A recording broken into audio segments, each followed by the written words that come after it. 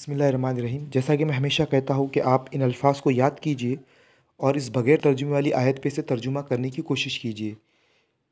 फिर सख्त हो गए सुम्मा कसद कुलूबकुम, फिर सख्त हो गए तुम्हारे दिल, मिन बादि ज़ालिका, इसके बाद, इस तरह फ़हिया वो हो गए, फ़हिया कल हिजारती, पत्थर जैसे, औ अशद्दु क़सवतन, या इससे ज़्यादा सख्त, व इन्ना मिनल हिजारती, और बेशक पत्थरों में से, लम्मा यतफ़ज्जरु, जब वो फूटता है, मिनहुल अनहारू, तो इससे निकलती है नहरें।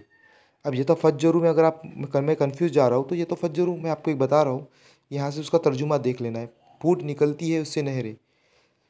व इन्ना, और बेशक, मिनहा, इससे, लम्मा, अलबत्ता, यशक्ककु, फटता है, फ़युख फ़यख़रुजु, तो निकलता है, मिनहुल माउ, इससे पानी, व इन्ना, और बेशक, मिनहा, इससे, लमा यहबितु, कुछ गिर पड़ते हैं, मिन खशियतिल्लाहि, अल्लाह की खशियत से, वमल्लाहु बिगाफिलिन अम्मा तामलून, और नहीं अल्लाह गाफिल इससे जो तुम करते हो।